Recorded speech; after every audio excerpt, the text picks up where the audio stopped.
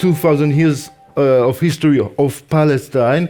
As it is appropriate, I'll start in an encounter in Iran around the year 970 of the Common Era, just over a millennium ago. The Jerusalem-born scholar, geographer, Muhammad ibn Ahmad al-Muqaddasi went to visit Shiraz in Iran. And he got to a banter with a group of builders. And they were very impressed. And the master stonecutter asked him, "How do you know all that? Are you Egyptian?" He said, "No, I'm a Philistini. I'm a Palestinian." "Ah," said the stonemaster, "I heard that in Palestine you carve stones as in other places they carve woods." During the last 2,000 years, Palestine existed. The Romans created the province of Palestine at the beginning of the 2nd century of the Common Era, and it became the free provinces of Palestina under the Byzantines. Peter, your slide showed Judea, but it was not called Judea, it was called Palestina. And then the Arabs renamed it Philistine after the conquest around 700. The borders of Palestina, Philistine would change. But as you see in the maps, at its core was the territory around Jerusalem, between the River Jordan and the Mediterranean Sea. It always included Gaza, the pathway to Egypt. It always included Nablus, in the fertile areas north of Jerusalem. It always included the port of Jaffa. In the 12th century, the Latin kingdom of Jerusalem, in the same area, also extended to Transjordan and the Galilee. Later Islamic dynasties, the Mamluks of Cairo, the Ottomans, divided it into provinces, the province of Gaza, the province of Nablus, the province of Jerusalem.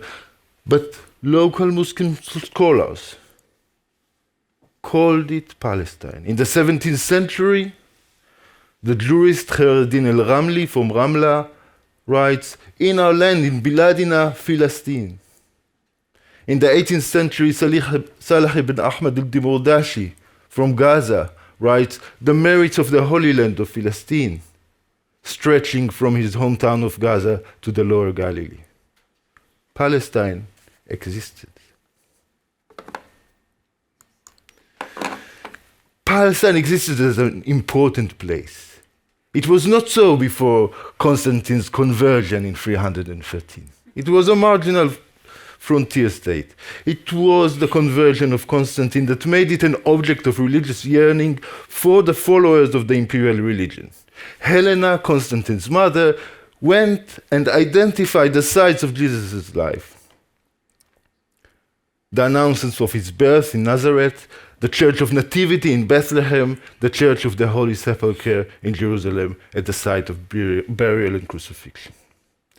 Christian pilgrims of late antiquity, Martin Goodman talked about it yesterday, were very much aware that they had Jewish roots, the landscape was Jewish, but they overlaid it with Christian meanings. In the 7th century, the Arab Muslim conquerors similarly saw Jerusalem as the gateway to the divine. The Caliph Abd al-Malik built the Dome of the Rock in 692 over the site of the Jewish temple to commemorate the night journey of the Prophet Muhammad mentioned in the Quran. And the Mosque of Al-Aqsa was built nearby shortly after. Adapting Jewish cosmology, Muslim traditions identify Jerusalem as the navel of the earth, and the location in which the events of the day of the resurrections will unfold.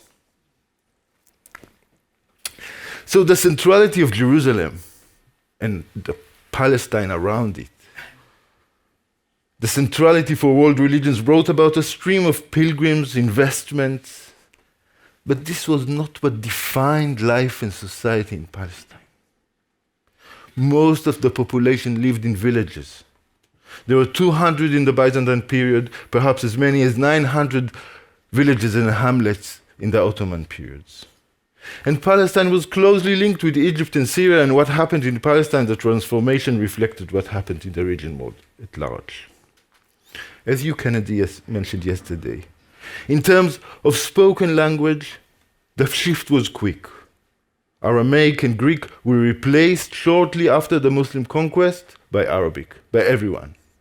We have already in the end of the 9th century, after a couple of centuries, a treatise in Arabic about the Trinity by a Christian theologian from Ramla, Ramla being the new capital of the province established by the Umayyad caliphs. Written in Arabic.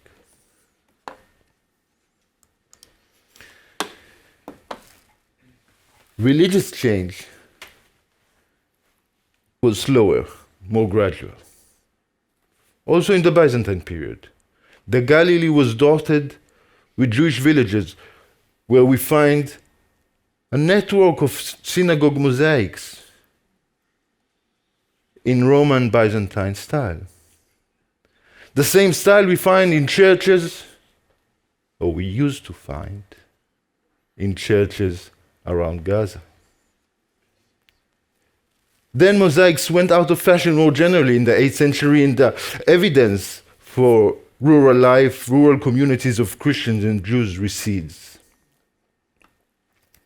Mosques started to appear, but they were small and sometimes annexes to local churches. Islam was slow to take root.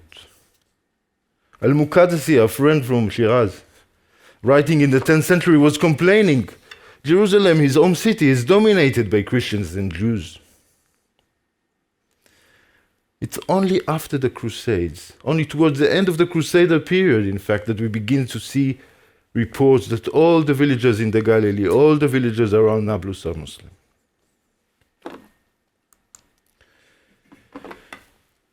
And the pace of Islamization really quickened in the post-Crusader period, and this is important that when the Ottoman conquer and have this good bureaucracy and do a cadastral survey, a population survey, they find that 90% of the people in the provinces of Gaza, Jerusalem, and Nablus are Muslim. And this will be also the situation in 1917, at the time of the Balfour Declaration. And this religious change occurred through conversion, mostly. Under Islamic rule, converting to Islam made life easier. You had to pay 1 or 2 gold coins if you were a non-Muslim man. And this weighed heavily, especially in times of civil war or famine, and we have concrete evidence. A Samaritan chronicle from the 9th century says a lot of Samaritans in the villages around Nablus had to convert to Islam because there was a famine and they couldn't pay. In the 17th century, Ottoman court record for Jerusalem shows us that all the Christian population of the village of Suba, near Jerusalem, all converted to Islam just a couple of weeks before the poll tax official came to visit. It is important to emphasize there is no archaeological or textual evidence for forced migration or destruction. Village names remained remarkably stable, often retaining traces of biblical form. Suba, I mentioned now, was biblical Tzova. Zachariah el-Batich, here on the slide, Zachariah of the watermelon, is the same as the Christian Byzantine village of Zacharias, after the prophet Zachariah. Even as religious and social identities change, habitation, cultivation remained, continued.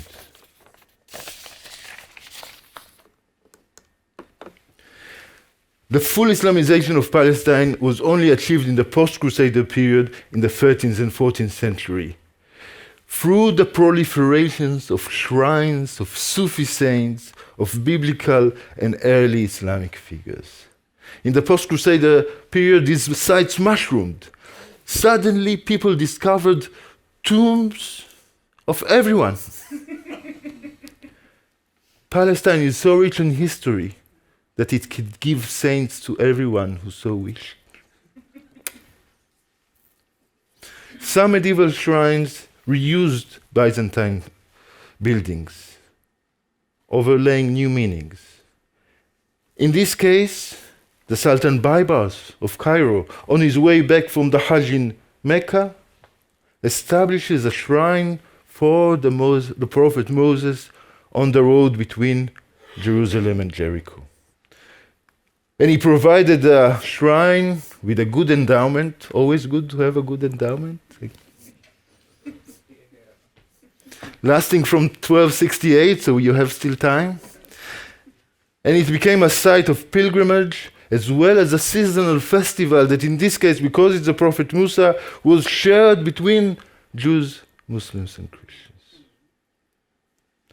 And the legacy of the Crusades were also recycled, and specifically, interestingly, the big cathedral of Gaza, established in the middle of the 12th century, was converted to the great Al-Umari Mosque by adding a Mecca-facing prayer niche and a minaret.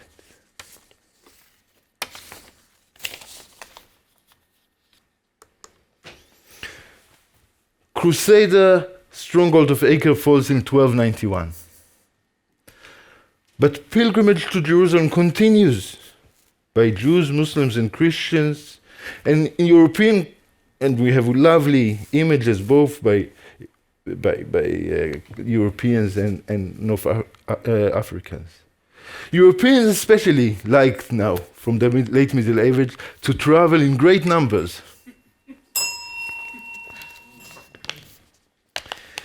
They went from Venice to Jaffa and then even took a dip in the Jordan River. But pilgrimage changed in the 19th century. And this sign is a sign of warning of what's to come.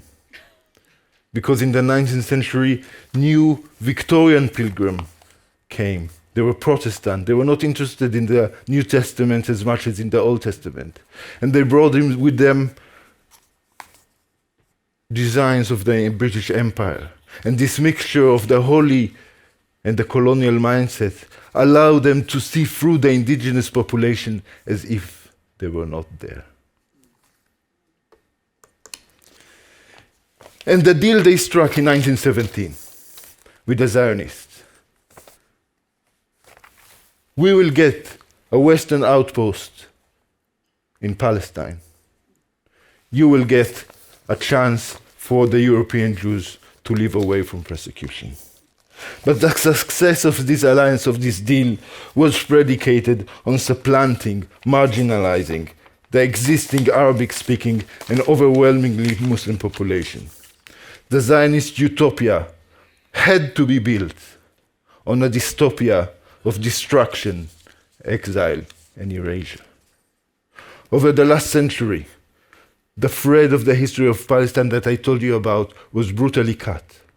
The creation of Israel in 1948 was made possible by the expulsion of 700,000 Palestinians and by the systematic demolition of 500 villages and towns. Suba I mentioned, Zakaria al-Batir, they no longer exist. They were demolished house by house. And in 2025, Israel follows with systematic annihilation of Gaza, indiscriminate killing, starvation, and dehumanization of its 2 million Palestinian inhabitants, most of whom are descendants of 1948 refugees. It is an elimination of a people and an excision of physical, cultural heritage. Just over the past month, Jabalia, with its mosaics that you saw, no longer exists. It's been razed to the ground. In the West Bank, the villages of Musafir Yatta no longer exist.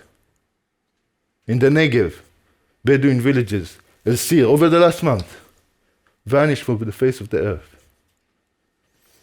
The medieval history of Palestine was one of layers. Christian pilgrims overlaid Jewish buildings with new buildings. Mosques were built as annexes to churches. The Crusader Cathedral of Gaza became Al Masjid al-Umari. It doesn't exist anymore. Israel forcefully recreates the biblical justification for its existence by bulldozing through the layers, by removing them, by blowing up the remains. Even narrating the history of Palestine becomes a subversive act. So, final words about Iran. Whatever Israel does in Iran, whatever bombs Israel puts in Iran, Palestine will remain. Whether the regime in Iran will change or not, there will be 7.5 Palestinians between the river Jordan and the sea, and more outside. And even if they're forced out, they take the memory of Palestine with them. Thank you.